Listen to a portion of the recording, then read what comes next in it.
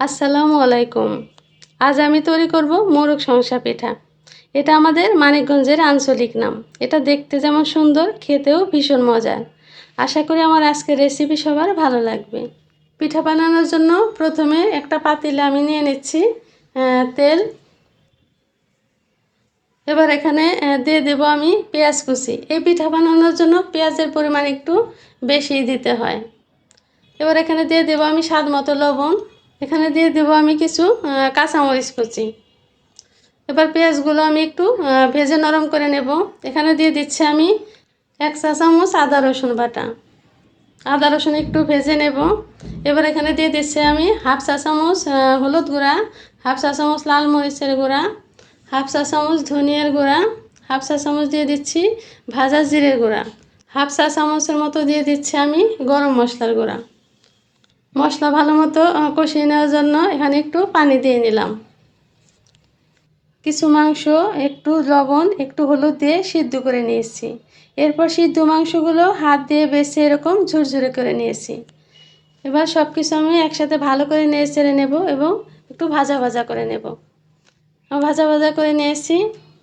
এখানে একটা পাতিলে আমি 2.5 কাপের মতো পানি নিয়ে নিয়েছি। পানিটা বলক উঠে এলে এর মধ্যে আমি পরিমাণ মতো লবণ দিয়ে দিলাম। এবার এখানে আমি 3 কাপের মতো চালের গুঁড়ি নিয়েছি। এগুলো আমি হাত দিয়ে এভাবে মুঠ করে দলা পাকিয়ে পাতিলে দিয়ে দেব।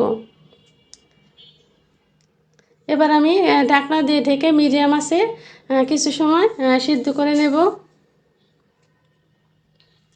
এরকম একটা অবস্থায় আমি একটা চামচ দিয়ে সব দলাগুলোকে ভেঙে দেব এবং নেড়ে চেড়ে ভালো করে মিশিয়ে নেব। চুলার জালটা আমি বন্ধ করে দেব।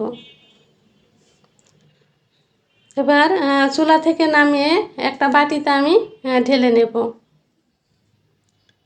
এগুলো একটু ঠান্ডা হয়ে এলে আমি মেখে নেব, তবে খুব বেশি ঠান্ডা করা যাবে না। এখানে আমি অল্প অল্প হাতে পানি লাগিয়ে তারপর ভালো করে মেখে নেব। এভাবে হাতে পানি লাগিয়ে ভালো করে মেখে নিতে হবে। ভালো করে মেখে নেওয়া হয়ে গেছে। এবার এটাকে আমি লম্বা লম্বা একটা শেপ দিয়ে নেব। একটা চাকু দিয়ে বড় সাইজের 3টি লেচি কেটে নেব। দুটো আমি একটা বাটিতে তুলে রাখবো এবং ঢাকনা দিয়ে ঢেকে রাখবো। লেচি হাত দিয়ে বেলে এভাবে আমি লম্বা করে নেব। এভাবে করে আমি লম্বা করে নিয়েছি। এবার এটাকেও আমি ছোট ছোট করে এভাবে চাকু দিয়ে কেটে আবারও লেচি কেটে নেব। একটা লেচি রেখে বাকি লেচিগুলো আমি বাটিতে তুলে রাখব। এবার এটাকে হাত দিয়ে চেপে এভাবে গোল শেপ দিয়ে নেব। উপরে একটু চালের গুঁড়ি ছিটিয়ে নিচ্ছি। এবার এটাকে হাত দিয়ে এভাবে চেপে চেপে একটু বড় সাইজ করে নেব।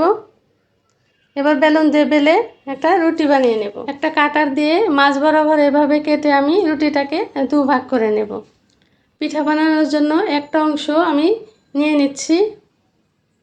এবার এটাকে আমি এভাবে হাতে তালুতে রেখে ভাঁজ করে নেব।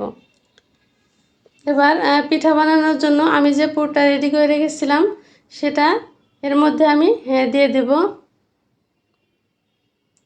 একটু চেপে চেপে পুরটা ভরে নিতে হবে, তবে খুব বেশি পুর ভরা যাবে না, তাহলে ফেটে যেতে পারে। এবার আমি 2 পাশ থেকে চাপিয়ে মুখটাকে লাগিয়ে নেব।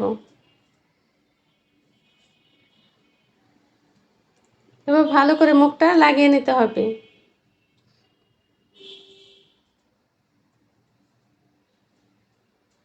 ভালো করে মুখটা লাগিয়ে নিয়েছি।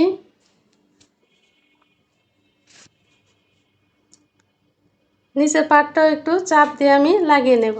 এবার একটু সৌন্দর্যের জন্য কাটার দিয়ে এভাবে পিঠার মুখটাকে একটু কেটে নিলাম।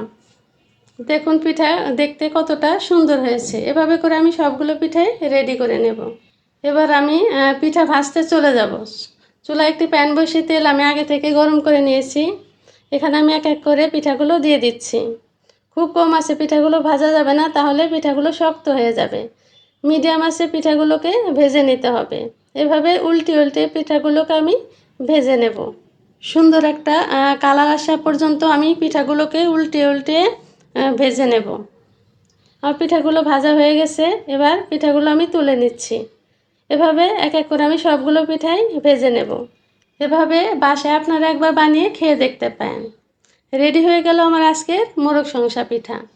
আশা করি আমার আজকের রেসিপি আপনাদের ভালো লেগেছে।